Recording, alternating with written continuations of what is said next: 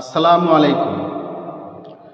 সকল প্রিয় দর্শক এবং শ্রোতা বিন্দুদের আমার আন্তরিক ভালোবাসার সালাম। বিবাহ হচ্ছে আল্লাহর নবীর একটি সুন্নাত পদ্ধতি।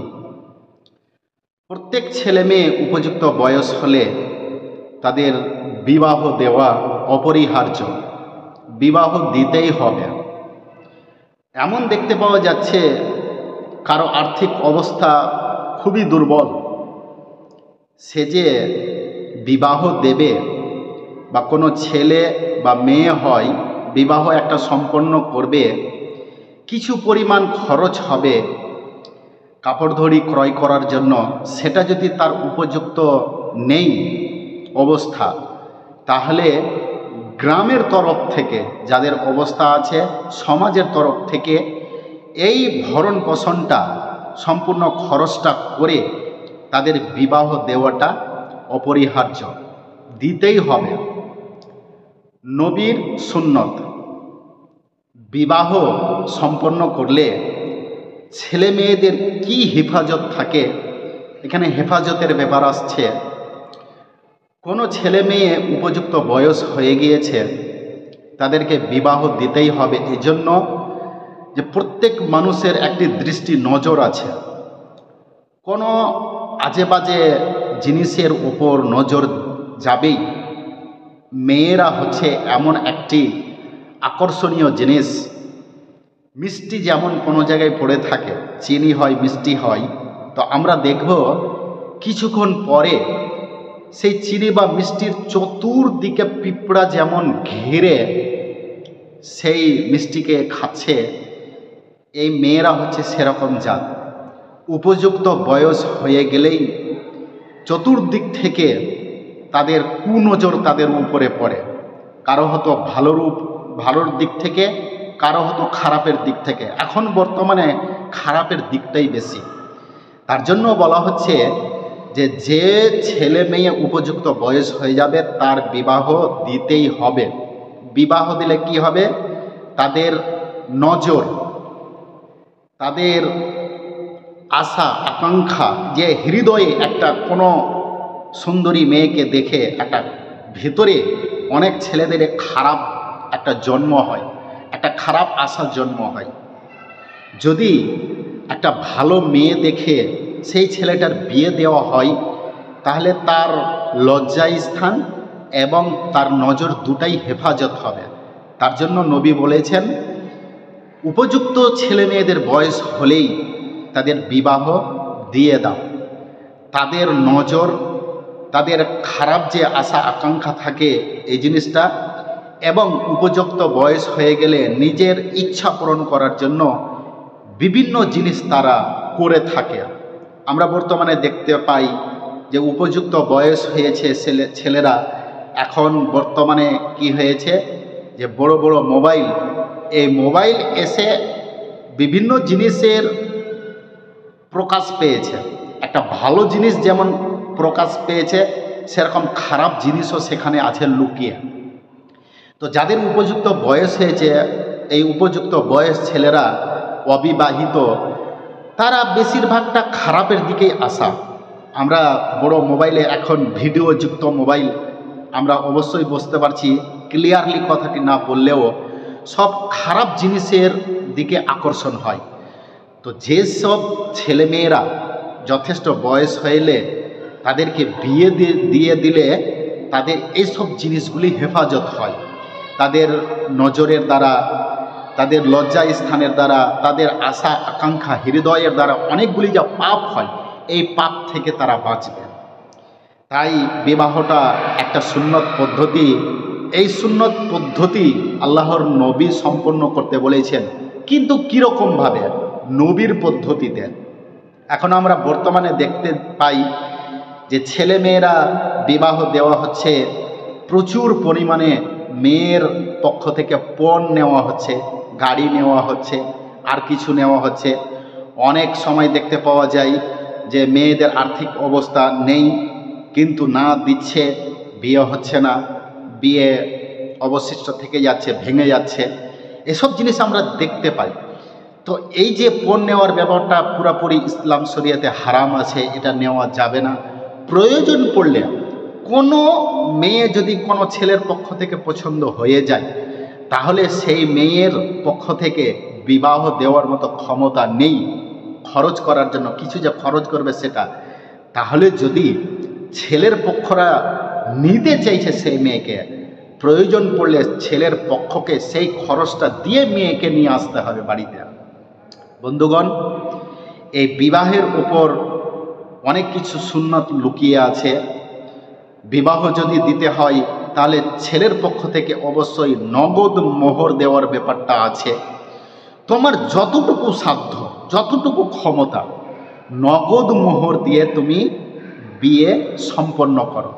কোনো মেয়ের পক্ষ যদি মনে করে যে আমি নগদ মোহরে বিয়ে দেব না, ছেলের পক্ষ দিতে চাইছে, মেয়েরা নিতে চাইছে না মেয়ের পক্ষ, তাহলে সেই বিয়ে যদি বাকি ধার, এই বাকি মোহরে বিয়ে দেওয়া হয়, তাহলে এই বাকি মোহরে বিয়ে দেওয়ার জন্য এবং ছেলে মেয়ে স্বামী স্ত্রী যে একই সঙ্গে মিলিত হয়, সেটা মিলিত হওয়ার জন্য যে পাপ যদি হয়, তাহলে মেয়ের পক্ষকে টানতে হবে। কারণ ছেলের পক্ষ বলেছে আমি নগদ মোহর দেব, সে নেই। তো অবশ্যই ছেলের পক্ষ এবং মেয়ের পক্ষ দুটোকেই এটা সাবধান হতে হবে। ছেলের পক্ষরা যতদূর আপ্রাণ চেষ্টা করে যে নগদ মোহর দেওয়ার জন্য, এবং মেয়ের পক্ষকে সাবধান হতে হবে ছেলের পক্ষরা যতদূর পারবে, যেটা পারবে সেটা নিয়েই, নগদ নিয়ে যেন বিবাহ দেওয়া সম্পন্ন করে। আজ বর্তমানে বিবাহকে কেন্দ্র করে গান বাজনা ভাটকা, এগুলো তো ইসলাম শরিয়তের ব্যাপারে আসছেই না। যারা করছে তারা খেলাপ করছে, ইহুদি মুশরিকদের মতো কাজ করছে। এগুলি থেকে আমরা বেঁচে থাকি। আজ বর্তমানে বিবাহের ব্যাপারটা যেটা আসছে, এবার আসেন বিবাহ যে দেওয়া হবে কীরকম মেয়ে দেখতে হবে। ইসলাম ধর্মে মেয়ের পক্ষকে, মেয়ের পরিবারকে দেখারও হুকুম আছে।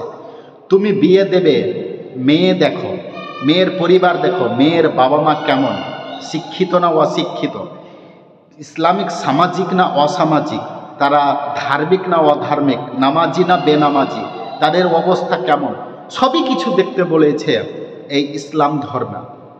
আমরা সেই রকম জিনিস দেখে দেব, মেয়ে সেরকম জ্ঞানী আছে কিনা, মেয়ে ধার্মিক আছে কিনা, ইসলামিক কিছু শিক্ষিত আছে কিনা, নামাজি আছে কিনা, এসব জিনিস দেখতে হবে। এসব জিনিস দেখেই আমরা যেন বিবাহ সম্পন্ন করি।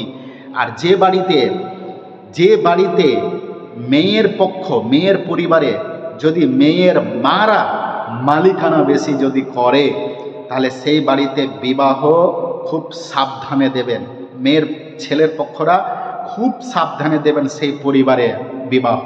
কারণ যে বাড়িতে মেয়ের বাবা মালিকানা নেই, মেয়ের মা মালিকানা, সেখানে খুব সাবধানে পা বাড়াবেন। কারণ বিবাহ দেওয়ার পরও আপনার সংসারে, এই ছেলে মেয়ের সংসারে আগুন লেগে যাবে। আজ বর্তমানে সেরকম অনেক এরকম প্রচুর খবর পাওয়া যায়, ঘটনা দেখতে পাওয়া যায়। যে বাড়িতে মালিকানা বেশি এই মেয়ের মা, সে বাড়িতে কিন্তু আগুন লেগেছে। এই ব্যাপার নিয়ে আমার চ্যানেলের ইসলামিক প্রবক্তা হাফেজ আহমদুল্লাহ সাফাবি, তিনি হাদিস এবং কোরআন, নবীর সহি হাদিসের মাধ্যমে নবী কীরকম ধরনের পরিবার, কীরকম ধরনের নেক মেয়ে, কীরকম ধরনের মেয়ে দেখতে বলেছেন, সেরকমভাবে হাদিসের মাধ্যমে এবং কোরআনের আল্লাহ রব্বুল আলামিন, আল্লাহ কোরআনে কি বলেছেন এই বিবাহকে নিয়ে, সেই ব্যাপার নিয়ে হাদিস এবং কোরআন নিয়ে ব্যাখ্যা করে খুব সুন্দর করে এই বিবাহর ব্যাপারটা নিয়ে তিনি একটা বিস্তারিতভাবে আলোচনা করেছেন। আমি সেই ভিডিওটা আপনাদের সকলের সম্মুখে নিয়ে আসছি। সকলেরকে আমার বিশেষ অনুরোধ হবে এই ভিডিওটি দেখেন। কারণ এখন বর্তমান যুগে এই বিবাহকে নিয়ে কত আলোচনা হয় আর ব্যবহার হয়, সেগুলি থেকে আমরা যেন বাঁচি। এবং কীরকম ধরনের মেয়ে দেখতে হবে, কীরকম ধরনের ছেলে দেখতে হবে, পরিবার দেখতে হবে, সব কিছু দেখেই বিবাহ দিতে হবে। বিবাহটা কেন দিতে হবে, ছেলে মেয়েদের অবিবাহিত মেয়েদের দ্বারা, ছেলেদের দ্বারা কীরকম ধরনের কাজ, মানে অপকর্ম হচ্ছে, খারাপ কাজ হচ্ছে, অপব্যবহার হচ্ছে। তারা লালায়িত, যথেষ্ট যখন বয়স হয়ে যায় তারা লালায়িত যে আমি উপযুক্ত কখন ছেলে পাবো। মেয়েরাও সে দেখছে ছেলে সেরকম দেখছে উপযুক্ত আমি মেয়ে কেমন করে পাবো। তার জন্যই এই যুবক ছেলে মেয়েরা একই সঙ্গে এই দুজন লালায়িত হয়ে একে অপরের সংযুক্ত হয়, মানে আকর্ষণীয় তারা হয়ে ওঠে এবং একই সঙ্গে মিলিত হয়। এই মিলিত হওয়ার পরে কত রকমের মানে কুঘটনা হয়, সেরকম আমরা এই হাফেজ সাহেবের মুখ থেকে আমরা শুনব। সকলের কাছে আমার বিশেষ অনুরোধ হবে যে এই ভিডিওটি দেখেন এবং বিবাহ যে একটা সুন্নাত নবীর কীরকম ভাবে বিবাহ সম্পন্ন করতে হবে আমরা দেখব এবং এটা থেকে আমরা কিছু জ্ঞান অর্জন করব। নবী সাল্লাল্লাহু আলাইহি ওয়াসাল্লাম তাযাওয়াজুল ওয়াদুদাল ওয়ালুদ فإني مكاثر بكم الأمم يوم القيامة. وقال النبي صلى الله عليه وسلم كلكم راع ومسؤول عن رعيته فالإمام راع ومسؤول عن رعيته والرجل في أهله راع وهو مسؤول عن رعيته والمرأة في بيت زوجها راعية وهي مسؤولة عن رعيتها والخادم في مال سيده راع وهو مسؤول عن رعيته. قال سمعت هؤلاء من النبي صلى الله عليه وسلم وأحسب النبي صلى الله عليه وسلم قال والرجل في مال أبيه راع ومسؤول عن رعيته فكلكم راع وكلكم مسؤول عن رعيته. وقال الله تعالى في كلامه المجيد يا أيها الذين آمنوا قوا أنفسكم وأهليكم نارا وقودها الناس والحجارة عليها ملائكة غلاظ شداد لا يعصون الله ما أمرهم ويفعلون ما يؤمرون. وقال الله تعالى وهو الذي خلق من الماء بشرا فجعله نسبا وصهرا. সমস্ত প্রশংসা যাবতীয় গুণগান সেই মহান আল্লাহ রাব্বুল আলামিনের জন্য। যে মহান আল্লাহ রাব্বুল আলামিন আমাদেরকে সৃষ্টি করেছেন এবং তিনি জোড়ায় জোড়ায় সৃষ্টি করেছেন। পুরুষ এবং মহিলা, স্বামী এবং স্ত্রী, এইরকমভাবে করে তিনি জোড়ায় জোড়ায় সৃষ্টি করেছেন পৃথিবীর প্রত্যেকটি প্রাণীকে, সেটা প্রাণীকুল হোক এবং সেটা হোক গাছগাছালি এবং ছোট থেকে ছোটতে যে কোনো প্রাণী হোক না কেন, তিনি জোড়ায় জোড়ায় প্রত্যেকটি প্রাণীকে সৃষ্টি করেছেন। এটা আল্লাহ রাব্বুল আলামিনের বিশাল বড় একটি নিদর্শন যে জোড়ায় জোড়ায় সৃষ্টি করেছেন। আর তিনি প্রত্যেকটি জোড়ার মধ্যে তিনি ভালোবাসা, প্রীতি, মহাব্বত, ভালোবাসা তিনি পয়দা করে দিয়েছেন। আল্লাহ রাব্বুল আলামিন কি সুন্দর ব্যবস্থা করেছেন, তাই তার প্রশংসা আদায় করি, বলি আলহামদুলিল্লাহ। তারপরে তার প্রিয় নবী জনাব মুহাম্মদুর রাসূলুল্লাহ সাল্লাল্লাহু আলাইহি সাল্লামের উপর, তার পরিবারের উপর, সাহাবীদের উপর সহস্র দরুদ ও শান্তির ধারা বর্ষিত হোক। আল্লাহুম্মা সাল্লি আলাইহি আল্লাহুম্মা বারিক আলাইহি। প্রিয় শ্রোতাবিন্দু, আমি আজকে যে বিষয়টি নিয়ে আলোচনা করব সেটা হলো বিবাহের ফজিলত সম্পর্কে বয়ান, বা বিবাহের ফজিলত। যে বিষয়টি নিয়ে আলোচনা করব সেটা হলো কি বিবাহের ফজিলত, বিবাহের গুরুত্ব ও প্রচলিত সমাজে অপসংস্কৃতির বাস্তব চিত্র কোরআন হাদিসের আলোকে তুলে ধরব ইনশাআল্লাহ। আজ আমাদের সমাজের চিত্র এক ভয়াবহ রূপ ধারণ করেছে। যুব সমাজ বিভ্রান্তির গভীর অন্ধকারে নিমজ্জিত। অশ্লীলতা, পর্নোগ্রাফি, ব্যভিচার, অবৈধ সম্পর্ক এজন্য তাদের জীবনের অংশ হয়ে গেছে। অভিভাবকরা সামর্থ্য থাকা সত্ত্বেও বিবাহ বিলম্ব করছেন, আর যুবকেরা হারিয়ে যাচ্ছে গুনাহের সাগরে। যেখানে ইসলাম বিবাহকে সম্মান, পবিত্রতা ও তাকওয়ার ঢাল হিসেবে দান করেছে, সেখানে আজ মুসলিম সমাজ পাপের, গুনাহের, অপসংস্কারের গহ্বরে তারা দিন দিন তলিয়ে যাচ্ছে। আমার বন্ধুগণ, আল্লাহ রাব্বুল আলামিন বিবাহের ব্যবস্থা করেছেন, আর বিবাহ হৃদয়ের প্রশান্তি ও মানসিক স্থিরতার কারণ মানুষের জন্য, প্রত্যেকটি প্রাণীকুলের জন্য আল্লাহ রাব্বুল আলামিন কি করেছেন? এই বন্দোবস্ত করেছেন। আর বিবাহ মানুষের জন্য হৃদয়ের প্রশান্তি করে তিনি সৃষ্টি করেছেন, মানসিক স্থিতির কারণ হিসাবে তিনি এটাকে দিয়েছেন আমাদেরকে। আল্লাহ রাব্বুল আলামিন কোরআন পাকের মধ্যে তিনি কি সুন্দর করে মানুষদেরকে এ বিষয়ে অবগত করেছেন, বুঝিয়েছেন যে এটা আমার একটি নিদর্শন, আমার একটি আয়াত, একটি নিদর্শন। এটা আল্লাহ রাব্বুল আলামিন কোরআন মাজিদের মধ্যে বলেন, وَمِنْ آيَاتِهِ أَنْ خَلَقَ لَكُم مِّنْ أَنفُسِكُمْ أَزْوَاجًا لِتَسْكُنُوا إِلَيْهَا وَجَعَلَ بَيْنَكُم مَّوَدَّةً وَرَحْمَةً إِنَّ فِي ذَلِكَ لَآيَاتٍ لِقَوْمٍ يَتَفَكَّرُونَ।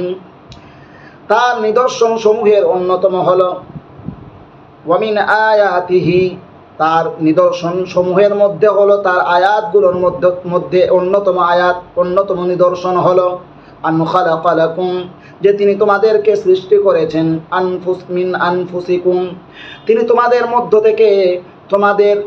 থেকেই তিনি সৃষ্টি করেছেন আজওয়াজা, তোমাদের সঙ্গিনীকে সৃষ্টি করেছেন, তোমাদের জন্য সঙ্গিনী সৃষ্টি করেছেন, স্ত্রীর জন্য স্বামী, স্বামীর জন্য স্ত্রী, সঙ্গিনী সৃষ্টি করে দিয়েছেন। কি জন্য দিয়েছেন? লিতাসকুনু ইলাইহা, যাতে তোমরা তাদের নিকটে প্রশান্তি পাও,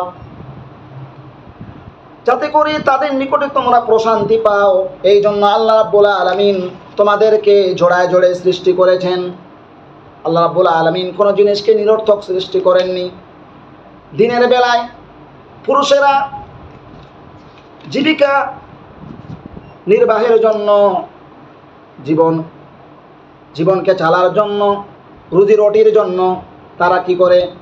কাজকর্ম করে, ব্যবসা করে, বাণিজ্য করে, অনেক কিছু করে, পরিশ্রম করে।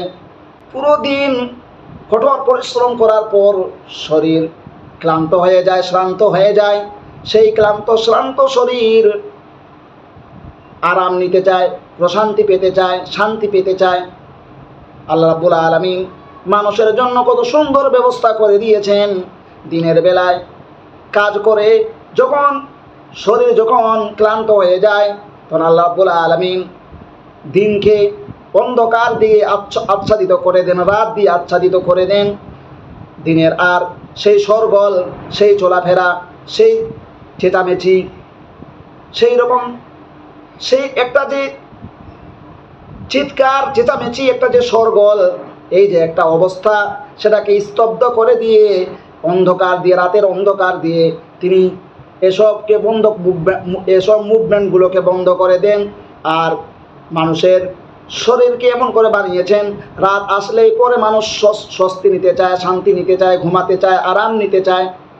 আল্লাহ রাব্বুল আলামিন কোরআন মাজিদের মধ্যে বলেছেন, ওয়াজআলনাল লাইলা লিবাসান ওয়াজআলনান নাহারা মাআশা। আল্লাহ রাব্বুল আলামিন তিনি তোমাদের জন্য রাতকে করেছেন নিদ্রার বাহন করে সৃষ্টি করেছেন। রাতকে ঘুমকে তিনি কি করেছেন? রাতকে নিদ্রার বাহন করে সৃষ্টি করেছেন, ঘুমকে শান্তির বাহন করে তিনি সৃষ্টি করেছেন। আর তিনি দিনকে করেছেন আলোকোজ্জ্বল, জীবিকা অর্জনের জন্য, সুবিধার জন্য তিনি এটা করেছেন।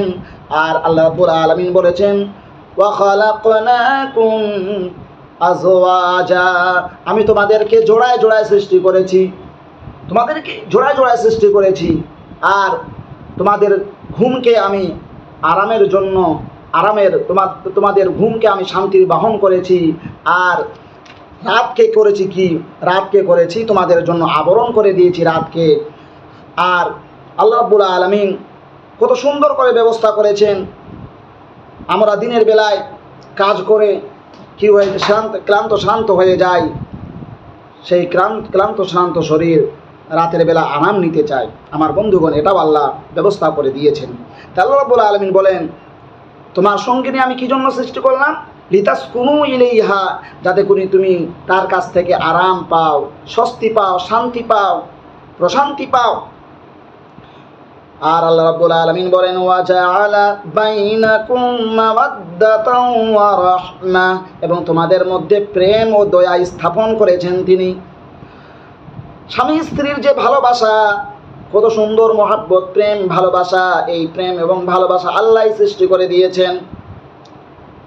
আল্লাহই সৃষ্টি করে দিয়েছেন, আল্লাহই প্রেম ও ভালোবাসা দিয়েছেন। অনেক এইরকম পৃথিবীতে পরিবার রয়েছে, অনেক এইরকম ঝোড়া রয়েছে যাদের মধ্যে কোনো ভালোবাসা নাই, মহাব্বত নাই, মিল নেই। তাদের পরিবারটা একটি জাহান্নামের টুকরা, কারণ তাদের মধ্যেই ভালোবাসা নাই, মহাব্বত নেই। আল্লাহ ভালোবাসাটা ছিনিয়ে নিয়েছেন। মহাব্বত, প্রেম, ভালোবাসা সেই বাড়িতে নেই, না থাকার কারণে সেই বাড়িটি আস্ত একটি জাহান্নামের টুকরায় পরিবর্তন হয়ে গেছে। আমার বন্ধুগণ, এই জন্য রাসূলুল্লাহ সাল্লাল্লাহু আলাইহি ওয়াসাল্লাম বলেছেন, স্বামী স্ত্রীর যে মহাব্বত, এই প্রেম, এই ভালোবাসার মতো মহাব্বত, এত ভালোবাসা পৃথিবীর আর কোনো জায়গায় এত ভালোবাসা প্রেম রাখা হয়নি। আল্লাহ রাব্বুল আলামিন বলেন, এগুলো হলো আমার নিদর্শন। জ্ঞানবান যারা ভাবনা চিন্তা করে, তারা এই নিদর্শনগুলোকে নিয়ে ভাবনা চিন্তা করবে। ইন্না ফি যালিকা লাআয়াতিন লিকাওমিন ইয়াতাফাক্কারুন। আমার বন্ধুগণ, এই আয়াত থেকে আমরা কি শিক্ষা পেলাম? বিবাহ কেবল শারীরিক নয়, এটি মানসিক প্রশান্তির আশ্রয়স্থল। প্রশান্ত হৃদয় শান্ত হয়, একাকী আত্মা নিরাপত্তা খুঁজে পায়। হে আমার প্রিয় মুসলিম ভাইয়েরা, বিবাহ কোনো বোঝা নয়, বিয়ে শাদী কোনো বোঝা নয়, এটি এক মহান ইবাদত। রাসূলুল্লাহ সাল্লাল্লাহু আলাইহি ওয়াসাল্লাম বলেছেন, বিবাহ তার সুন্নাত। আন-নিকাহু মিন সুন্নতি ফামান রাগিবা আন সুন্নতি ফালাইসা মিন্নি। বিবাহ করা তার সুন্নাত। যে তার সুন্নাত থেকে বিমুখ হয়, মুখ ফিরিয়ে নেয়, মানে রাসূল সাল্লাল্লাহু আলাইহি ওয়াসাল্লাম থেকে সে দূরে সরে যায়, তার সুন্নত থেকে দূরে সরে গেল সে। রাসূল বলেছেন, ফালাইসা মিন্নি, সে আমার অন্তর্ভুক্ত নয়, আমার উম্মতের মধ্য থেকে সে গণ্য নয়। তাই আমাদেরকে এই বিবাহকে সহজ করার দিকে এগিয়ে আসতে হবে। আমি বলতে চাই, আমরা যুবকদের বিবাহ সহজ করি, অযথা দেনমোহর, দাওয়াত, আড়ম্বর কমাই, তাকওয়াবান জীবন সঙ্গীকে অগ্রাধিকার দেই। রাসূলুল্লাহ সাল্লাল্লাহু আলাইহি ওয়াসাল্লাম বলেছেন, তোমরা তাকওয়াবান সঙ্গীকে অগ্রাধিকার দাও। নেককার ছেলে দেখো, নেককার স্ত্রী দেখো, দিনদার দেখো। ফাজফার বিদাতিদ দিন তুরিবাত ইয়াদাকা। দিনদার স্ত্রী দেখে, দিনদার স্বামী দেখে বিবাহ করো, আর তুমি কামিয়াব হয়ে যাও। আমার বন্ধুগণ, রাসূল সাল্লাল্লাহু আলাইহি ওয়াসাল্লাম বলেন, তাযাওয়াজুল ওয়াদুদাল ওয়ালুদা ফাইন্নী মুকাসিরুম বিকুমুল উমামা ইয়াউমাল কিয়ামা। তোমরা সেই নারীদের বিবাহ করো যারা ভালোবাসাপূর্ণ ও সন্তান জন্মদানে সক্ষম, স্বামীকে বেশি বেশি ভালোবাসে। স্বামীর কিছু হলে পরে মন খারাপ হয়ে যায়, অশান্তি হয়ে যায়, পেরেশান হয়ে যায়, স্বামীকে মন থেকে ভালোবাসে।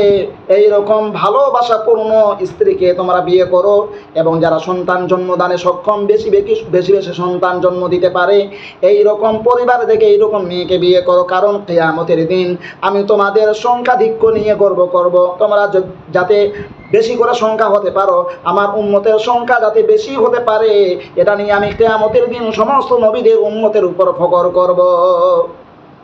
তাহলে এই হাদিস থেকে কি শিক্ষা পেলাম, কি নসিহত পেলাম?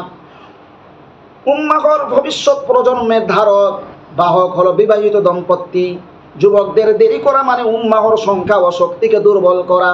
এই জন্য যারা যুবক হয়ে গেছে, যারা সক্ষম হয়ে গেছে, ইস্তেতাআত যাদের মধ্যে চলে এসেছে, স্ত্রীর ভরণ পোষণ করার, স্ত্রীকে চালানোর ক্ষমতা দক্ষতা যার মধ্যে হয়ে গেছে তাকে অতি শীঘ্রই বিবাহের কাজটা সম্পন্ন করে নিতে হবে।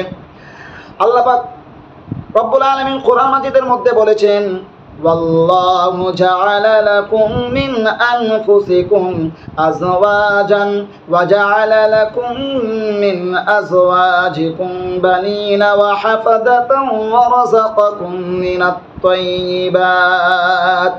আল্লাহ তোমাদের জন্য তোমাদের মধ্য থেকেই সঙ্গিনী বানিয়েছেন এবং তোমাদের স্ত্রীর মাধ্যমে সন্তান সন্ততি ও নাতি নাতনি দিয়েছেন এবং তোমাদেরকে পবিত্র জিনিস থেকে রিজিক দিয়েছেন। পবিত্র জিনিস থেকে রিজিক দিয়েছেন, আল্লাহই এসব ব্যবস্থা করে দিয়েছেন। বংশ বিস্তার আল্লাহর নিয়ামত, বংশ বিস্তার এটাও একটা আল্লাহর নিয়ামত। অনেকে আছে যাদের কোনো কন্যা সন্তান নাই, ছেলে সন্তানও নেই, কোনো সন্তানই নেই, সন্তান হয় না, অনেক কিছু আছে সন্তান হয় না, তাদের ধন সম্পদকে ভক্ষণ করার জন্য কেউ নেই পৃথিবীতে। তারা আক্ষেপ করে, তারা রাতের বেলায় উঠে কাঁদে, তাদের অন্তর সব সময় কাঁদে, আল্লাহকে চায়, আল্লাহর কাছে চায়, আল্লাহ একটি সন্তান আমাদেরকে দাও, আমাদের এত সম্পদ রয়েছে, আমাদের চলে যাওয়ার পর কে এগুলো ভোগ করবে? আল্লাহ আমাদেরকে সন্তান দাও যাতে করে বিরুদ্ধ অবস্থায় আমাদেরকে দেখতে পারে, আমাদের খেদমত করতে পারে। কিন্তু আল্লাহ অনেক এইরকম সঙ্গিনী রেখেছেন দুনিয়াতে, অনেক এইরকম জড়ি রয়েছে যাদের কোনো ছেলে সন্তান নাই, মেয়ে সন্তান নাই, কোনো সন্তান নেই। আমার বন্ধুগণ, এই জন্য বংশ বিস্তার হওয়া, সন্তান হওয়া এটা আল্লাহর বড় একটি নিয়ামত। আল্লাহ রাব্বুল আলামিন কোরআন মাজিদের মধ্যে বলেছেন, ওয়াল্লাহু জাআলা লাকুম মিন আনফুসিকুম আজওয়াজা ওয়া মিনাল আনআমি আজওয়াজা ইয়াদরাউকুম ফীহি। আল্লাহ তোমাদের জন্য তোমাদের মধ্য থেকে সঙ্গিনী বানিয়েছেন এবং পশু পাখির মধ্যেও জোড়া বানিয়েছেন, তিনি তোমাদেরকে তাদের মাধ্যমে বংশ বিস্তার করান। আল্লাহই বংশ বিস্তার করান জোড়ার মাধ্যমে। রাসূলুল্লাহ সাল্লাল্লাহু আলাইহি ওয়াসাল্লাম বলেছেন, তোমরা কি করো? বিবাহ করো যে স্ত্রী বেশি ভালোবাসা রাখে, যে স্ত্রী বেশি সন্তান দিতে পারে, এই রকম স্ত্রীকে বিবাহ করো। বেশি বেশি সন্তান যে জন্ম দিতে পারে, জন্ম দিতে সক্ষম, এইরকম মেয়েকে বিবাহ করো। কারণ কিয়ামতের দিন আমি ফকর করব আমার উম্মতের সংখ্যার উপর। এই জন্য আমার বন্ধুগণ, বিবাহের মধ্যে রয়েছে বরকত ও রিজিক বৃদ্ধি। বিবাহ করলে পরে আল্লাহ নিজ অনুগ্রহে রিজিক বাড়িয়ে দেন, অর্থ সম্পদে বরকত দিয়ে দেন। আল্লাহ রাব্বুল আলামিন বলেন, ওয়া আনকিহুল আয়ামা মিনকুম ওয়াস-সালিহিনা মিন ইবাদিকুম ওয়া ইমাইকুম। তোমাদের মধ্যে যারা অবিবাহিত আছে তাদের বিবাহ সম্পন্ন করো, আর তোমাদের দাস দাসীদের মধ্যেও যারা সৎ তাদেরও বিবাহ সম্পন্ন করো। তার মানে মুসলিম সোসাইটিকে বলা হচ্ছে, মুসলিম সমাজকে বলা হচ্ছে, তোমাদের মধ্যে যারা এখনো বিবাহ করতে পারে না, অর্থ সম্পদের জন্য বিবাহ করতে পারে না, যদি সে শারীরিকভাবে সক্ষম হয় তাহলে তার জন্য বিবাহের বন্দোবস্ত করে দাও, তার বিবাহ সম্পন্ন করে দাও। এটা বিশাল বড় একটি মহৎ কাজ, একটি নেক কাজ। এই কাজে সবাইকে এগিয়ে আসতে হবে। কোনো গরিব যদি নিজের অসহায়ত্বের জন্য বিবাহের মতো একটি কাজ সম্পন্ন না করতে পারে, তাহলে এই কাজটি, এই দায়িত্বটি সমাজের উপর বর্তায়। সমাজের লোক সেই ব্যক্তির বিবাহ সম্পন্ন করবে। আমার বন্ধুগণ, আল্লাহ রাব্বুল আলামিন তারপরে বলেন, ইয়াকুনু ফুকারা ইউগনিহিমুল্লাহু মিন ফাদলিহি ওয়াল্লাহু ওয়াসিউন আলিম। যদি তারা দরিদ্র হয়, গরিব হয়, তবে আল্লাহ তাদেরকে নিজ অনুগ্রহে ধনী বানাবেন। নিশ্চয় আল্লাহ প্রাচুর্য দানকারী ও সর্বজ্ঞ। আল্লাহ প্রাচুর্য দানকারী, আল্লাহই সর্বজ্ঞ, সব কিছু তিনি দেখেন, জানেন। তাহলে এখান থেকে এই কোরআনের আয়াত থেকে বুঝতে পারলাম, আল্লাহ তাআলা স্পষ্টভাবে নির্দেশ দিয়েছেন যে বিবাহ শুধু ব্যক্তিগত পছন্দ নয়, বরং এটি সমাজের পবিত্রতার অন্যতম ভিত্তি। দরিদ্রতার ভয় নয়, বরং আল্লাহর রহমতের প্রতি ভরসা রাখতে হবে। হযরত ওমর ইবনুল খাত্তাব রাদিয়াল্লাহু তাআলা বলতেন, লা ইয়ামনা আন্না আর-রাজুলাল ফাকরু আন ইয়াতাযাওয়াজ ফাইন্নাহু মা তাযাওয়াজা রাজুলুন বিতালিবিল আফফাফ ইল্লা গান্নাহুল্লাহ। কোন পুরুষ যেন দারিদ্র্যের কারণে বিবাহ থেকে বিরত না থাকে, দারিদ্রতার ভয়ে বিবাহ থেকে যেন দূরে না থাকে। যে আল্লাহর সন্তুষ্টির জন্য পবিত্রতা চায়, আল্লাহ তাকে সমৃদ্ধ করবেন, সম্পদশীল করে দিবেন, বরকত দিবেন। সে তার স্ত্রীকে নিয়ে, তার সন্তানদেরকে নিয়ে সে ভুকায় থাকবে না। আল্লাহ তিনি নিজ অনুগ্রহে তাকে কি করবেন? সমৃদ্ধশীল বানিয়ে দিবেন। তাহলে এই হাদিস থেকে, এই কথা থেকে, এই আসার থেকে বোঝা গেল দারিদ্র্যের ভয়ে বিবাহ বিলম্ব করা হলো আল্লাহর প্রতিশ্রুতির উপর সন্দেহ করা। আর রিজিকের চাবিকাঠি আল্লাহর হাতে।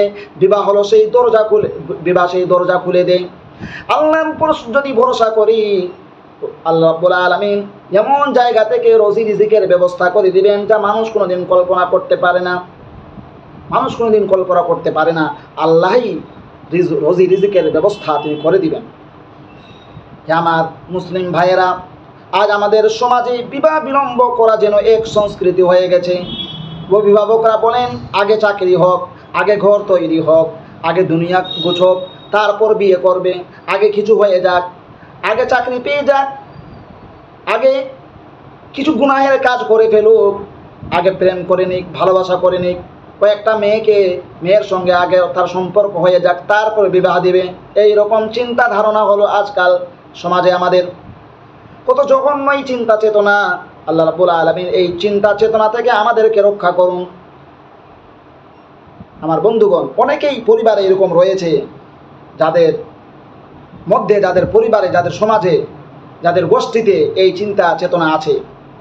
কিছু না হতে পারলে পরে বিবাহের কথা বলা, বিবাহের চিন্তা ধারণা করা, এটা বিশাল বড় একটি গুনাহ তাদের নজরে। কিন্তু যতক্ষণ সে নিজ স্ট্যাটাস, নিজে সক্ষম হতে হতে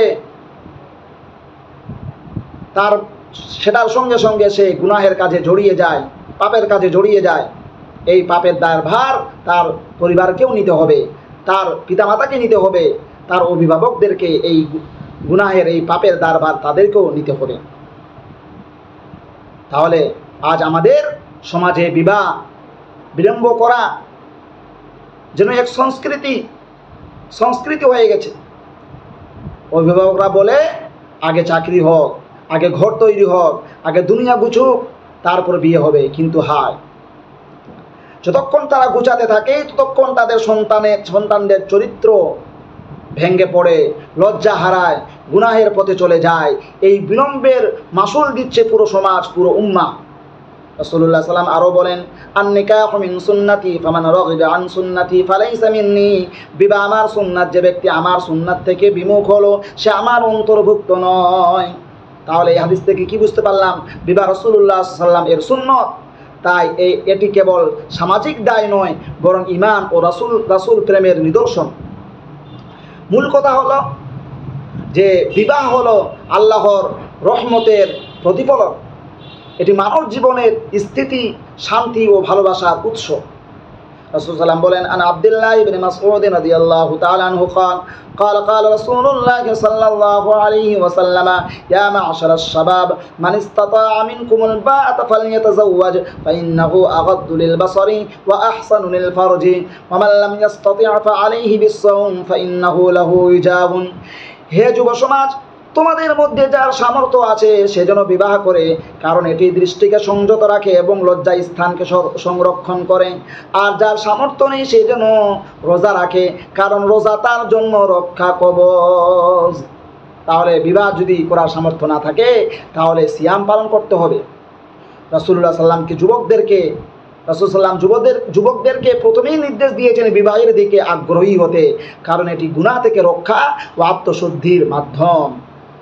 নজরকে, অন্তরে যে খারাপ চিন্তা চেতনা আসে সেগুলোকে কি করে দেয়? ডাউন করে দেয় এই বিবাহ। তাহলে বাস্তব চিত্র কি আমাদের সমাজের? আজকের যুবকেরা দৃষ্টি সংযতে রাখতে পারছে না, কারণ তারা রাসূল সাল্লাম এর এই যে নির্দেশ থেকে দূরে সরে গেছে। Internet, mobile, cinema, social media, সব জায়গায় ফিতনা তাদের ঘিরে ধরেছে। আর অভিভাবকরা বলছেন এখনও সময় হয়নি। মূল শিক্ষা যে এটা থেকে বিবাহ শয়তানের ফিতনা থেকে আত্মরক্ষার শক্তিশালী দুর্গ। আজ অশ্লীলতা ও ব্যভিচারের যুগে এর বিকল্প নেই। ইমাম হাসান আল বসরি রাহমাহুল্লাহ বলেন যে ব্যক্তি পবিত্রতা চায়, বিবাহ তার জন্য একটি দুর্গ।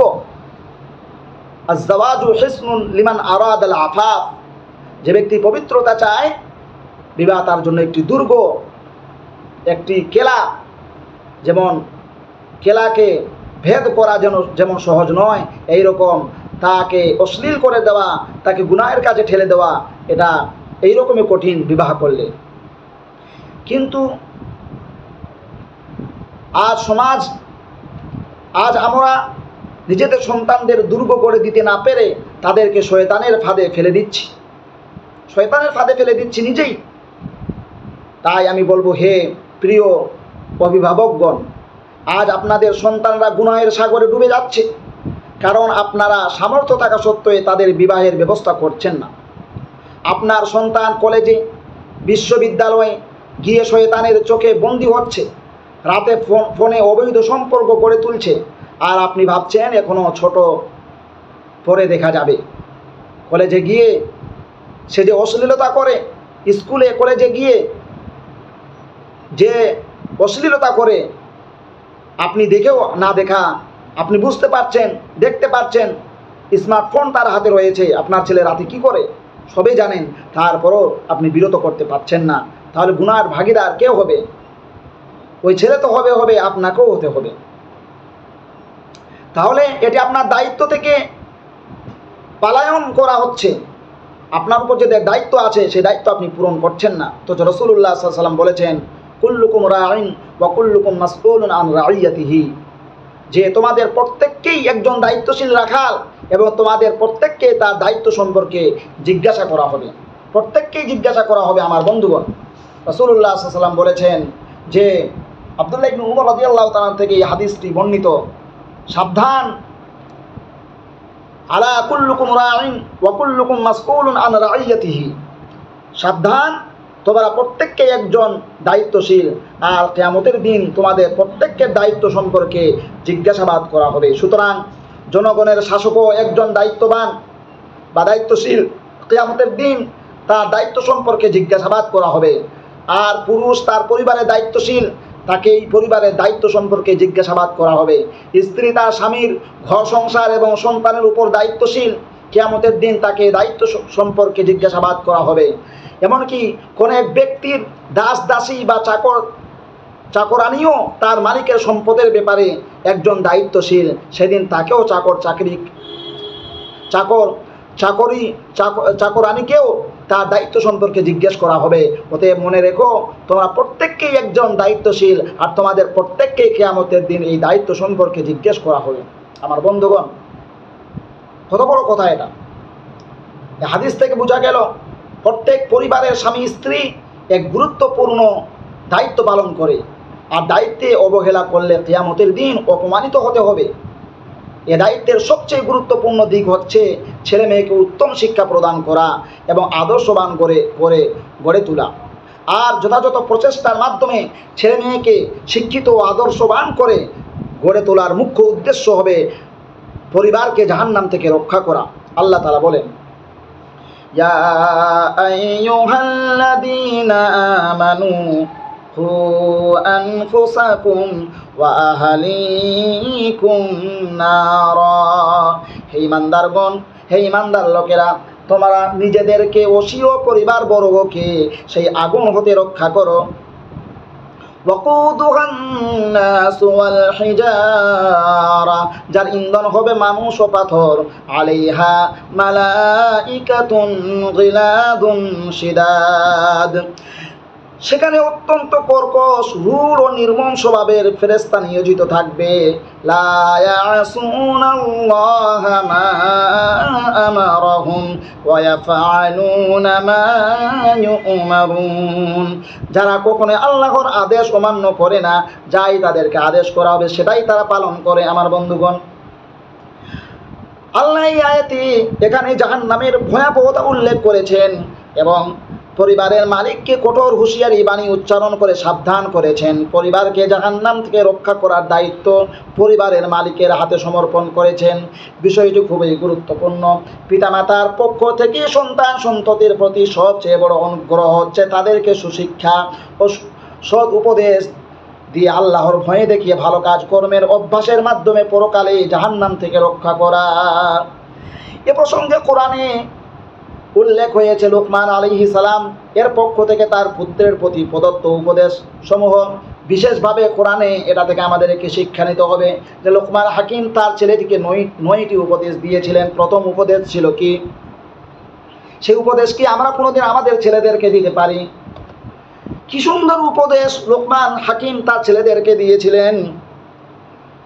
প্রথম যে উপদেশ তিনি দিয়েছেন তার ছেলেকে, সেটা হলো কি? ইয়া বুনাইয়া লা তুশরিক বিল্লাহ ইন্নাশ শিরকা লাযুলমুন আযীম।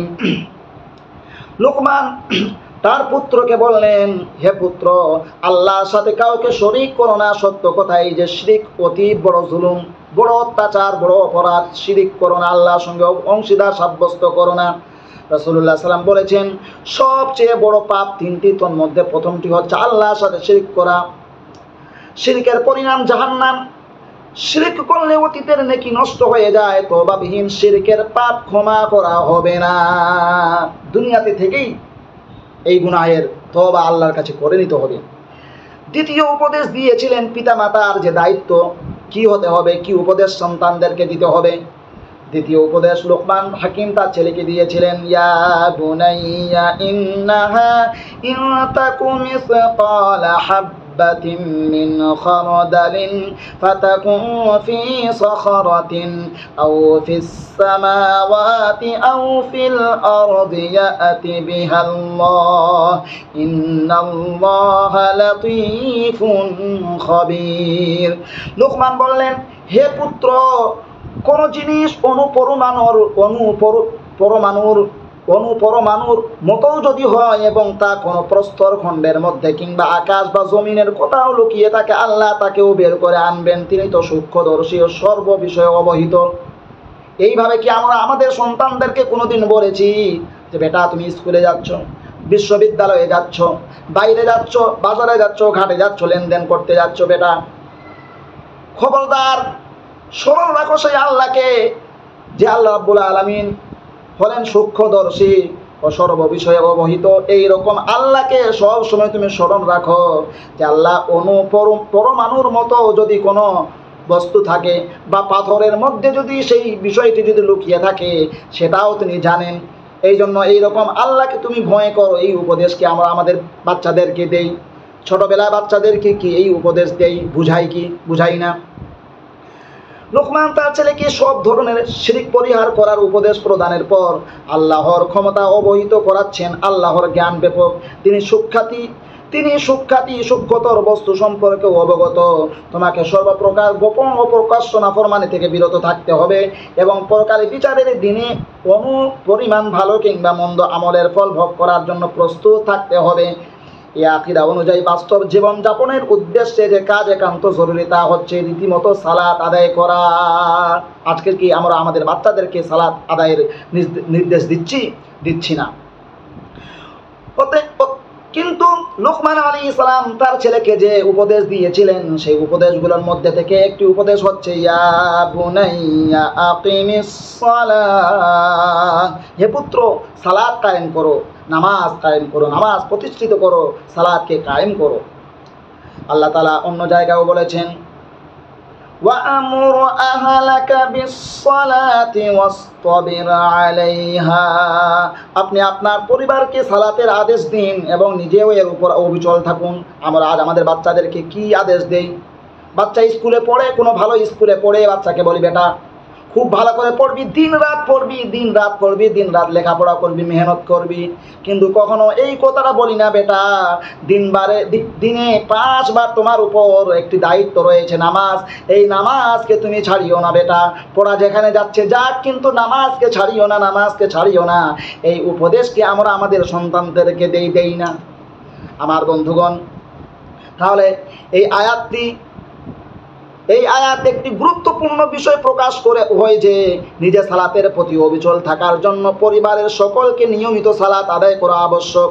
কেননা পরিবেশ ভিন্নরূপ হলে মানুষ স্বভাবত নিজে অলসতার শিকার হয়ে যায়।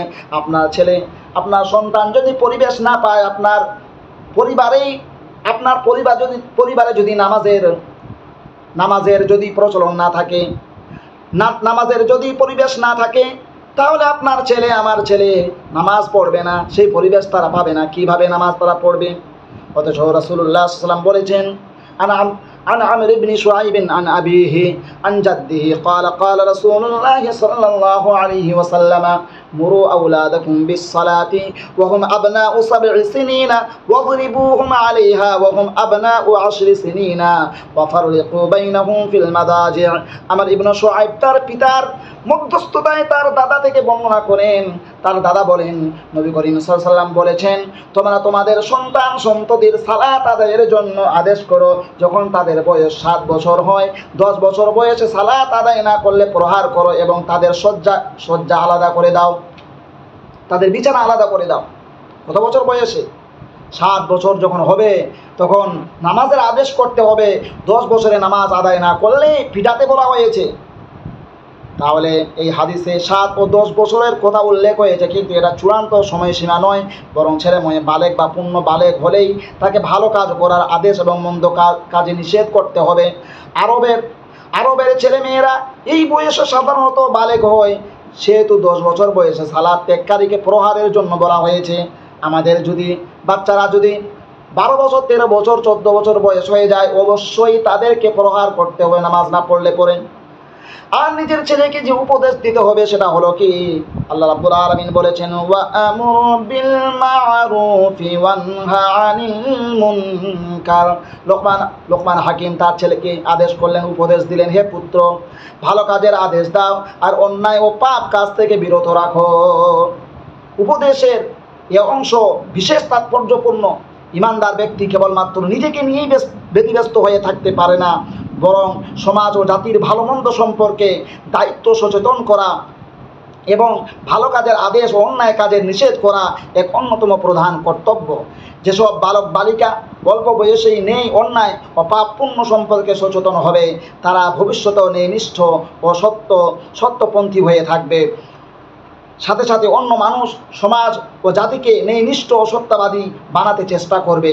পঞ্চম যে উপদেশ লোকমান তার ছেলেকে দিলেন সেটা হলো কি, ওয়াসবির আলা মা আসাবাকা ইন্না যালিকা মিন আজমিল উমুর।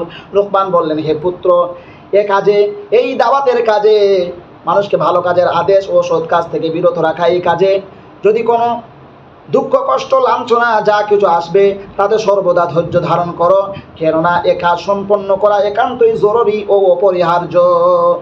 আল্লাহ রাব্বুল আলামিন এই কথাটি একটি ছোট্ট সূরার মধ্যে এইভাবে বলেছেন, ওয়াল আসরি ইন্নাল ইনসানা লাফি খুসর। মহাকালের শপথ করে বলি, নিশ্চয় সমস্ত মানবকুল তার ক্ষতিগ্রস্ততার মধ্যে রয়েছে, ক্ষতির মধ্যে নিমজ্জিত রয়েছে। 4টি গুণ যদি থাকে, এক হলো ঈমান, দ্বিতীয় হলো নেক আমল। আর এই ঈমান এবং নেক আমলের দিকে মানুষকে আদেশ করতে হবে, এবং এই আদেশ করতে গিয়ে যদি কোনো কষ্ট দুঃখ আসে তাহলে ধৈর্য ধারণ করতে হবে। ভালো কাজের আদেশ, অন্যায় কাজের নিষেধ কোনো ছেলে খেলার বিষয় নয়। এটা কোনো ছেলে খেলার বিষয় নয়। এ হচ্ছে অত্যন্ত দায়িত্বপূর্ণ কাজ, অত্যন্ত দুঃখ কষ্ট ও লাঞ্ছনা ভোগ নয়। এ হচ্ছে ভালো কাজের আদেশ, অন্যায় কাজের নিষেধ কোনো ছেলে খেলার বিষয় নয়। এ হচ্ছে অত্যন্ত দায়িত্বপূর্ণ কাজ, অত্যন্ত দুঃখ কষ্ট লাঞ্ছনা ভোগ করার কাজ। তাই ছেলে মেয়েকে এমন শিক্ষা দিতে হবে যাতে তারা শৈশব কাল থেকেই বীর সাহসী হয়ে গড়ে ওঠে। অন্যায়ের প্রতিবাদ করতে যেন তারা নির্ভীক হয়, পরম পরাক্রমশালী জালিমের মুখোমুখি দাঁড়াতে যেন ভয় না পায়। অন্যায়কে নীরবে সহ্য করার মতো কাপুরুষতা যেন তাদের ভিতরে কখনো দেখা না দেয়। 6 নম্বর উপদেশ হলো, ওয়ালা তুসাইর খাদ্দাকা লিন্নাস। লোকমান হাকিম বললেন, হে পুত্র, মানুষের সাথে অহংকার করো না, অহংকার বশত ঘৃণা করে লোকদের থেকে মুখ ফিরিয়ে কথা বলো না। এই আয়াত দ্বারা প্রমাণিত হয়ে যে ছেলে মেয়ে নিজেদের সাধারণ লোক থেকে ভিন্ন স্বতন্ত্র মনে করবে না, নিজেকে তাদের একজন মনে করে তাদের সাথে মিলেমিশে একাকার হয়ে থাকবে। নিজেকে স্বতন্ত্র মনে করলে তা হবে অহংকার। 7 নম্বর যে উপদেশ সেটা দিলেন, ওয়ালা তামশি ফিল আরদি মারহা ইন্নাকা লান তাখরিকাল আরদা ওয়া লান তাবলুগাল জিবালা তুলা। বললেন যে ওয়ালা তামশি ফিল আরদি মারহা ইন্নাল্লাহা লা ইউহিব্বু কুল্লা মুখতালিন ফখুর। লোকমান বললেন, হে পুত্র, গৌরব অহংকার স্ফীত হয়ে জমিনের উপর চলাফেরা করো না। আল্লাহ কোনো আত্মগর্বী ও দাম্ভিক মানুষকে মোটেই পছন্দ করেন না। এই আচরণ সত্যি অমানবিক।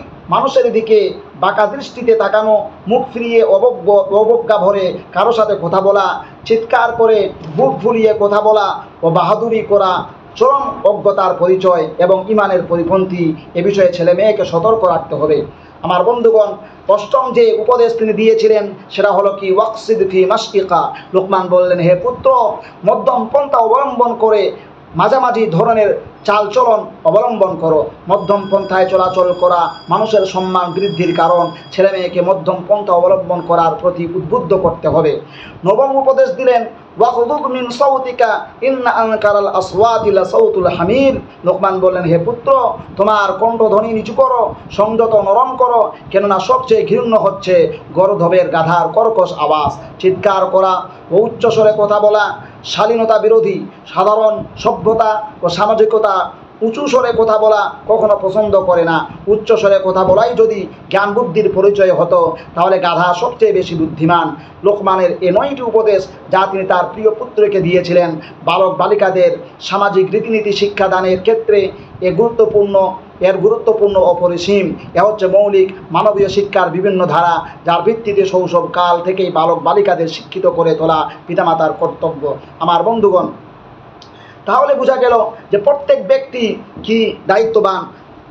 পরিবারের দায়িত্বকে পালন করবে পিতামাতা, অভিভাবককে দায়িত্ব পালন করতে হবে। এটা পিতামাতার দায়িত্ব। এই জন্য রাসূল সাল্লাল্লাহু আলাইহি ওয়াসাল্লাম বলেছেন, কুল্লুকুম রাঈন ওয়া কুল্লুকুম মাসউলুন আন রাইয়াতিহি। তোমাদের প্রত্যেককেই একজন দায়িত্বশীল রাখাল এবং তোমাদের প্রত্যেককেই তার দায়িত্ব সম্পর্কে জিজ্ঞাসা করা হবে। হাদিসে রাসূলুল্লাহ সাল্লাল্লাহু আলাইহি ওয়াসাল্লাম অন্য জায়গায় বলেছেন, আন আবি হুরায়রা ক্বাল ক্বালা রাসূলুল্লাহ সাল্লাল্লাহু আলাইহি ওয়াসাল্লাম, কুল্লু নাফসিন মিন বানি আদম সাইয়্যিদুন ফার-রাজুলু সাইয়্যিদু আহলিহি ওয়াল মারআতু সাইয়্যিদাতু বাইতিহা। আবু হুরায়রা রাদিয়াল্লাহু তাআলা বলেন, রাসূলুল্লাহ সাল্লাল্লাহু আলাইহি ওয়াসাল্লাম বলেছেন, আদম সন্তান প্রত্যেককেই কর্তা, অতএব পুরুষ তার পরিবারের কর্তা এবং নারী তার ঘরের কর্ত্রী।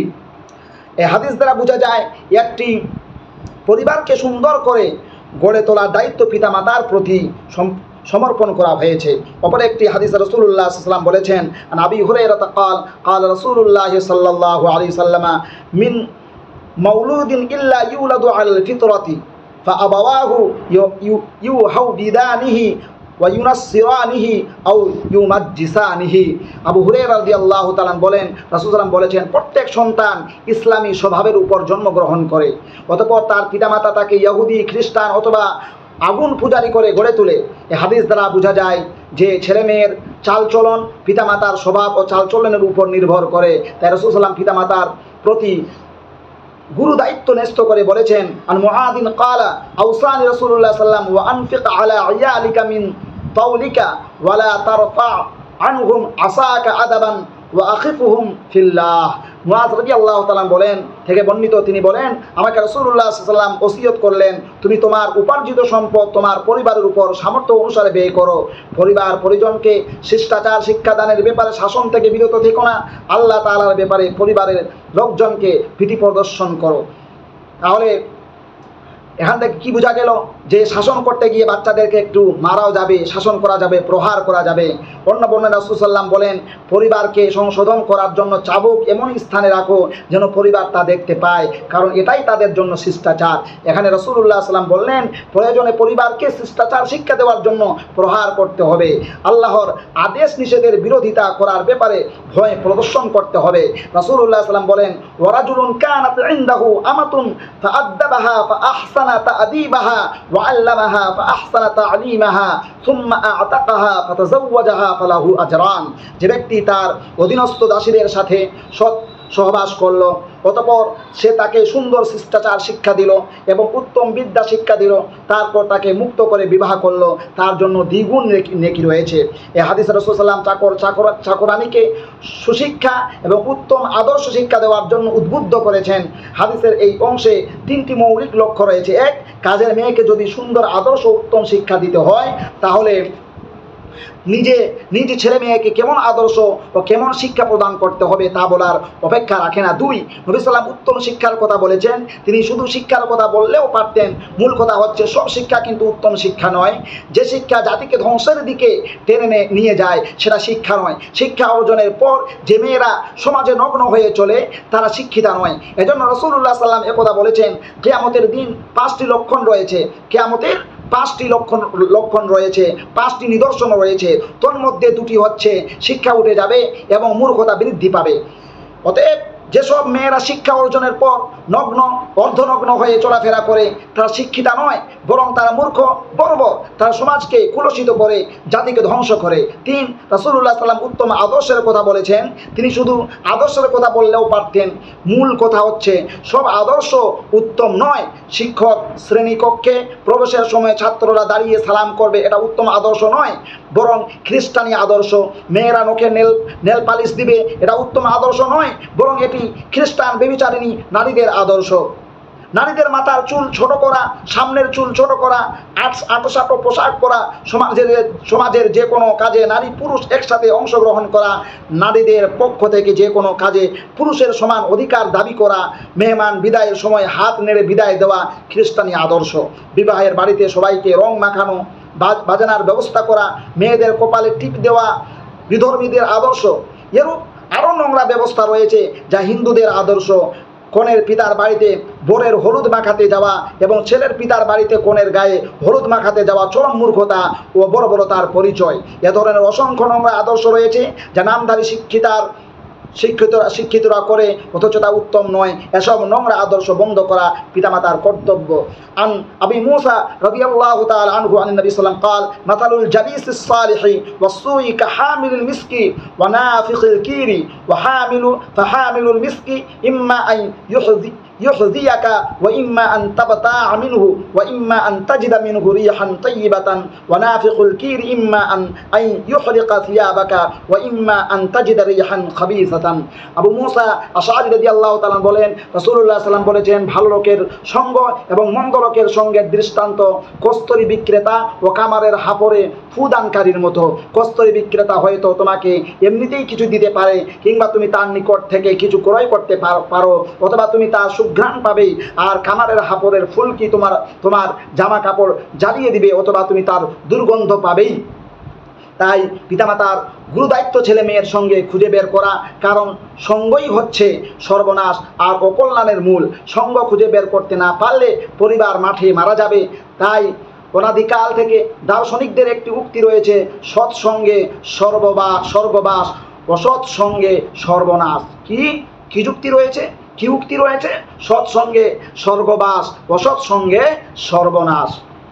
وكان يكره النوم قبلها والحديث بعدها وفي رواية ولا يحب النوم قبلها والحديث بعدها। রাসূলুল্লাহ সাল্লাল্লাহু আলাইহি ওয়াসাল্লাম বলেছেন, এশার সালাতের পূর্বে ঘুমিয়ে যাওয়া অপছন্দ করতেন এবং এশার পর কথা বলা খারাপ মনে করতেন। অন্য বর্ণনায় রয়েছে রাসূল সাল্লাম এশার সালাতের পূর্বে ঘুমিয়ে যাওয়া ভালোবাসতেন না, আর এশার সালাতের পর কথা বলা খারাপ মনে করতেন। এশার সালাতের পর ছেলে মেয়ে কোথায় থাকছে এবং কি করছে এটা দেখার দায়িত্ব পিতামাতার।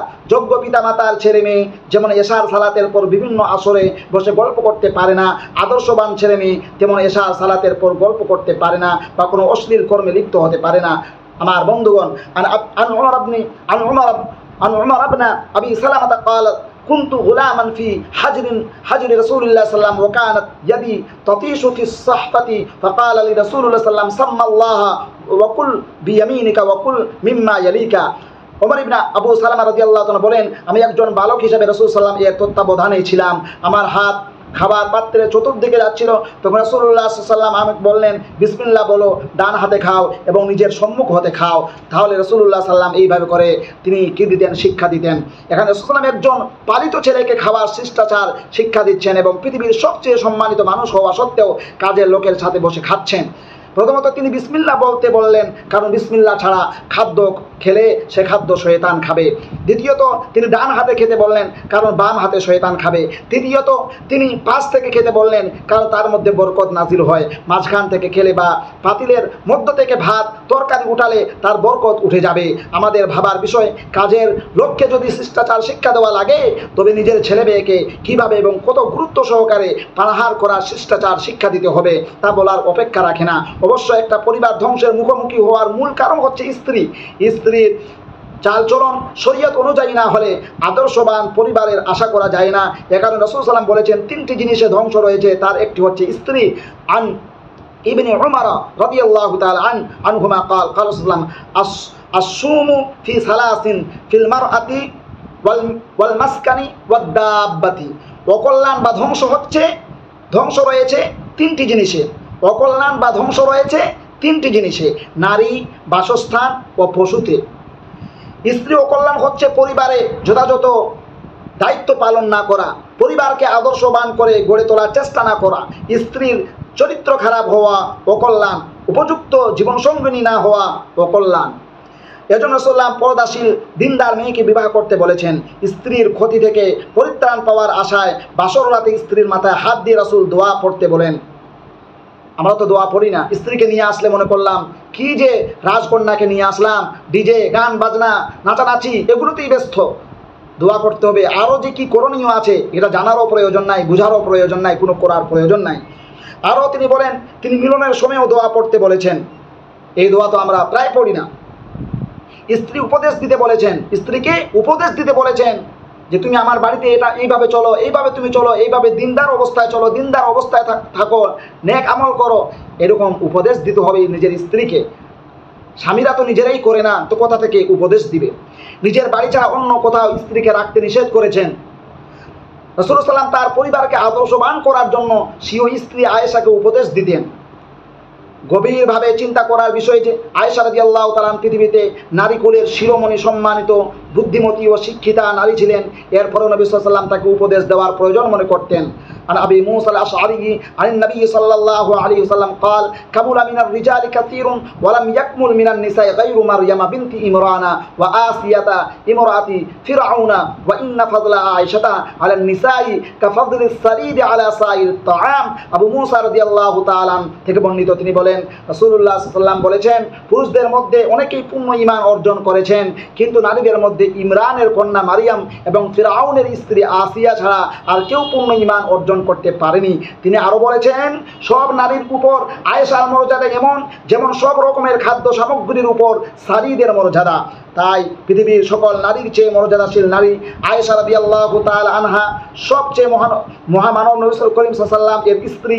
নবী রাসূল ব্যতীত সকল মানুষের চেয়ে শ্রেষ্ঠ মানুষ আবু বকর সিদ্দিক রাদিয়াল্লাহু তাআলা এর মেয়ে আয়েশা রাদিয়াল্লাহু তাআলা আনহাকে যদি উপদেশ দেওয়া প্রয়োজন হয়, তাহলে সাধারণ মানুষের স্ত্রীকে যে উপদেশ দেওয়া প্রয়োজন আছে তা বলার অপেক্ষা রাখে না। আমার বন্ধুগণ, এই জন্য আমাদের দাম্পত্য জীবনকে আমাদেরকে সুন্দর করতে হবে, ভালো করতে হবে, আমাদেরকে চরিত্রবান পরিবার তৈরি করার চেষ্টা করতে হবে। আর প্রত্যেক ব্যক্তি দায়িত্ববান, নিজ নিজ দায়িত্ব সম্পর্কে সবাইকে কিয়ামতের দিন জিজ্ঞাসা করা হবে। কুল্লুকুম রাঈন ওয়া কুল্লুকুম মাসউলুন আন রাইয়াতিহি। তোমরা প্রত্যেককেই একজন দায়িত্বশীল রাখাল বলা হয়েছে এবং তোমাদের প্রত্যেককে তার দায়িত্ব সম্পর্কে জিজ্ঞাসা করা হবে। অর্থাৎ বাবা হিসাবে তুমি দায়বদ্ধ। তোমার সন্তান যদি বিবাহ বিলম্বের কারণে গুনাহে পড়ে, আল্লাহর দরবারে এর হিসাব তোমাকেই দিতে হবে। এই জন্য খুব সতর্ক করে আমাদেরকে এই কাজ করতে হবে। আমার বন্ধুগণ, শিক্ষণীয় বাস্তবতা কি পেলাম এই হাদিস থেকে? আজ সমাজে দেখা যায় বিবাহের জন্য দাওয়াত, সাজসজ্জা, খরচ, দেড়মোহর, গাড়ি বাড়ি সবই বাধা। অথচ রাসূলুল্লাহের যুগে সাহাবারা এক মুষ্টি খেজুর দিয়েও বিবাহ করতেন। আজকে আমরা 2 লাখ, 3 লাখ, 4 লাখ, 10 লাখ টাকা বেঁধে দিই মোহর, আর মোহর যে আদায় করতে হবে এই চিন্তা চেতনা আমাদের আর নাই। অনেকেই তো মোহর দেয় না, আদায় করে না, স্ত্রী হারামি হয়ে থাকে। আমার বন্ধুগণ, রাসূলুল্লাহ সাল্লাল্লাহু আলাইহি ওয়াসাল্লাম বলেছেন, ইবতাগুর রিজকা বিন নিকাহ, বিবাহের মাধ্যমে রিজিক অন্বেষণ করো। কিন্তু আমরা কি করছি? বিবাহকে রিজিকের বাধা বানিয়ে ফেলছি। যেখানে ইসলাম সহজ করেছে আমরা জটিল করে ফেলছি। হে প্রিয় মুসলিম উম্মাহ, এখনও সময় আছে। তুমি যদি একজন পিতামাতা হয়ে তোমার ছেলে মেয়েকে সময় মতো বিবাহের সুযোগ দাও, তাহলে তুমি কেবল একটি ঘর গড়ছ না, তুমি একটি পবিত্র উম্মাহর ভবিষ্যৎ গড়ে তুলছ। হে মুসলিম অভিভাবকবৃন্দ, তোমাদের সন্তানদের বিবাহ বিলম্ব করো না। তাদের ঈমান, চরিত্র, দৃষ্টিশুদ্ধি এসব রক্ষার দায় তোমার কাঁধে। আল্লাহর উপর ভরসা রাখো, আল্লাহর উপর ভরসা রাখো। তিনি দরিদ্রকে ধনী করেন, দুঃখীকে শান্তি দেন, আর বিবাহিত জীবনে বরকত দান করেন।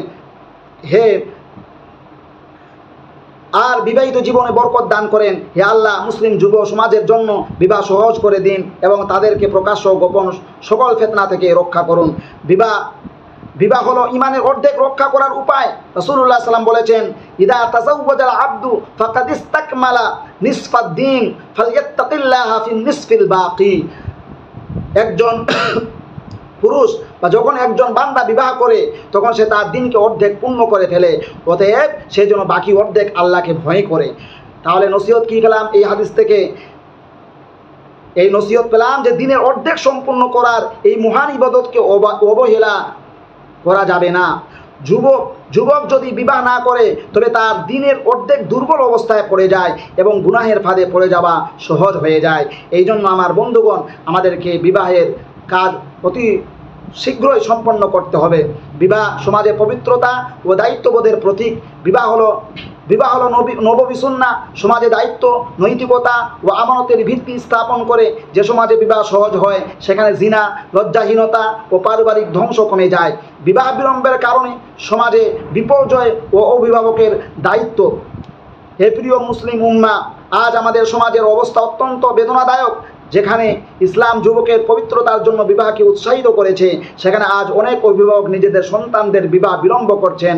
একদিকে অজুহাত দিচ্ছেন অর্থ নেই, বাড়ি নেই, চাকরি নেই, অন্যদিকে যুবকরা নৈতিক পতনের গভীর খাদে তলিয়ে যাচ্ছে। অশ্লীলতা, ব্যভিচার, পর্নোগ্রাফি, অবৈধ প্রেম এসব যেন আজ সমাজে স্বাভাবিক হয়ে গেছে। অভিভাবকরা বুঝছেন না বিবাহ বিলম্ব মানে ফিতনার দরজা খুলে দেওয়া। আমার বন্ধুগণ, রাসূলুল্লাহ সাল্লাম বলেছেন, লাম তাযহারিল ফাহিশাতু ফি কওমি কাত্তুন হাত্তা ইউলিনু বিহা ইল্লা ফাশা ফিহুমুত তাউন ওয়াল আউজাউল্লাতী লাম তাকুন ফি আসলাফিহিম। যে জাতির মধ্যে ব্যভিচার প্রকাশ্যে ছড়িয়ে পড়ে, আল্লাহ তাদের মধ্যে এমন রোগ ও দুর্যোগ পাঠান যা তাদের পূর্বপুরুষদের যুগে ছিল না। তাহলে শিক্ষা কি পেলাম এই হাদিস থেকে? বিবাহ বিলম্ব মানে ব্যভিচারকে সহজ করা। আর সমাজে পর্নোগ্রাফি, অবৈধ সম্পর্ক, অনৈতিকতা এসবের মূল কারণেই হলো বিবাহ বিলম্ব ও অবহেলা। বিবাহ বিলম্বে দৃষ্টিশক্তি ও লজ্জাবোধ নষ্ট হয়। আল্লাহ পাক বলেন, কুল্লিল মুমিনিনা ইয়াগুদ্দু মিন আবসারিহিম ওয়া ইয়াহফাযু ফুরুজাহুম। মুমিন পুরুষদের বলো তারা যেন দৃষ্টি সংযত রাখে ও লজ্জায় স্থান সংরক্ষণ করে। আর বাস্তবতা কি? যখন যুবক অবিবাহিত থাকে, তখন তার দৃষ্টি সংযম থাকে না, কারণ তার প্রাকৃতিক চাহিদা বৈধ পথে পূর্ণ হয় না। ফলাফল সে মোবাইল, টিভি, ইন্টারনেটে অশ্লীলতায় জড়িয়ে পড়ে। তাহলে নসিহত কি পেলাম এই কোরআনের আয়াত থেকে? যে সমাজ বিবাহ বিলম্ব হয়, সেই সমাজে লজ্জা ও হায়া হারিয়ে যায়, আর হায়া চলে গেলে ইমানও দুর্বল হয়ে যায়। আল হায়া শুবাতুম মিনাল ঈমান, লজ্জাশীলতা ঈমানের একটি শাখা। আমার বন্ধুগণ, এই জন্য আমাদেরকে কি করতে হবে? বিবাহের মতো একটি ভালো কাজ করার ক্ষেত্রে নিজেকে, নিজের সমাজকে, নিজের পরিবারকে কি করতে হবে? আগিয়ে আসতে হবে। বিবাহের কাজে কেউ যদি বিবাহ করতে অক্ষম হয়, তাকে সাহায্য সহযোগিতা করতে হবে। বিবাহ বিলম্বে পারিবারিক বিশৃঙ্খলা ও ফিতনার দরজা খুলে যায়। যখন যুবকেরা অবিবাহিত থেকে যায়, তখন সমাজে দেখা যায় অবৈধ সন্তান জন্ম, ভাঙ্গা পরিবার, পরকীয়া, নারীর ইজ্জতের অবমাননা, পুরুষের দায়িত্বহীনতা। রাসূল সাল্লাল্লাহু বলেন, ইদা যাহারাজ জিনা ওয়ার রিবা ফি ক্বরিয়াতিন ফাকাদ আহাল্লু বিআনফুসিহিম আযাবাল্লাহ। যে সমাজে ব্যভিচার ও সুদ ছড়িয়ে পড়ে, তারা নিজেরাই আল্লাহর শাস্তিকে আহ্বান করে ডেকে নেয়। আজ আমাদের সমাজেও সেই পর্যায়ে চলে গেছে, কারণ বিবাহকে আমরা বিলম্বিত ও কঠিন বানিয়ে ফেলেছি। সমাজে বিবাহ বিলম্ব নামক মহামারী আজ ভয়াবহ রূপ নিয়েছে। মেয়েদের অভিভাবকরা উচ্চশিক্ষা, উচ্চদর, বড় চাকরি খোঁজে, তাকওয়া নয়। ছেলেরা বিলাসিতার স্বপ্নে বিবাহ বিলম্ব করছে, দায়িত্ব নয়। সমাজের লোকেরা বিবাহের খরচ, দাওয়াত, অনুষ্ঠান দিয়ে সুন্নাহকে কঠিন বানিয়ে ফেলছে। ফলাফল, যুবকরা নষ্ট হচ্ছে, বিবাহ হারাম পথে গিয়ে দাঁড়িয়েছে, আর উম্মাহর পবিত্রতা বিলীন হচ্ছে। হে প্রিয় মুসলিম অভিভাবকবৃন্দ, তোমাদের সন্তানদের ঈমান, চরিত্র, লজ্জা রক্ষা করো। তাদের জন্য বিবাহ সহজ করো, বিলম্ব করো না। অর্থের ভয় নয়, আল্লাহর উপর ভরসা রাখো, তিনি রিজিক দাতা, বরকতের উৎস। হে আল্লাহ, মুসলিম যুবতীদের জন্য বিবাহ সহজ করে দিন, তাদের জীবনে বরকত দিন, তাদের ঘরগুলোকে ঈমান, পবিত্রতা ও ভালোবাসায় পূর্ণ করে দিন। দিন ও ঈমান রক্ষা হয় এই বিবাহের দ্বারা। আল্লাহ রাব্বুল আলামিন বলেছেন, ওয়ালা তাকরাবুজ যিনা ইন্নাহু কানা ফাহিশা ওয়া সাআ সাবিলা। তোমরা ব্যভিচারের কাছেও যেও না, নিশ্চয়ই এটি অশ্লীল কাজ এবং নিকৃষ্ট পথ। রাসূলুল্লাহ সাল্লাল্লাহু আলাইহি ওয়াসাল্লাম বলেছেন, ক্বালা রাসূলুল্লাহ সাল্লাম তুনকাহুল মারআতু লিআরবাইন লিমালিহা ওয়া লিহাসাবিহা ওয়া লিজামালিহা ওয়া লিদীনিহা ফাযফার বিদাতিদ্দিন তারিবাত ইয়াদাকা। নারীকে 4 কারণেই বিবাহ করা হয়: তার সম্পদ, বংশ, সৌন্দর্য ও দিন। তবে তুমি দিনওয়ারিকে অগ্রাধিকার দাও, সফল হবে। প্রিয় ভাই ও বোনেরা, বিবাহ হলো সুন্নাহ। বিবাহ দিনের অর্ধেক পূর্ণ করে। বিবাহের মাধ্যমে আসে প্রশান্তি, ভালোবাসা, সন্তান সন্ততি, সমাজে আসে শৃঙ্খলা ও নিরাপত্তা। তাই আমাদের উচিত আল্লাহর নির্দেশ ও রাসূল সাল্লাল্লাহু আলাইহি ওয়াসাল্লাম এর সুন্নাহ অনুযায়ী বিবাহকে গুরুত্ব দেওয়া, দেরি না করা এবং সঠিক মানদণ্ডে জীবনসঙ্গী বেছে নেওয়া। সূরা রুমে আল্লাহ রাব্বুল আলামিন বলেন, ওয়া মিন আয়াতিহি আন খালাকা লাকুম। বিবাহ শান্তি, ভালোবাসা ও দয়ার উৎস। সূরা নাহলে বলা হয়েছে, ওয়াল্লাহু জাআলা লাকুম মিন আনফুসিকুম আজওয়াজা। স্ত্রী সন্তান আল্লাহর দান। একটি পাখি যেমন ডানা ছাড়া উঠতে পারে না, তেমনি মানুষের জীবনের সঙ্গী ছাড়া পূর্ণতা নেই।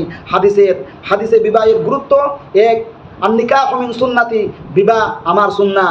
2, ইদা তাযাওয়াজাল আবদ ফাকাদ ইসতাকমালা নিসফাদ-দ্বীন, বিবাহ দিনের অর্ধেক।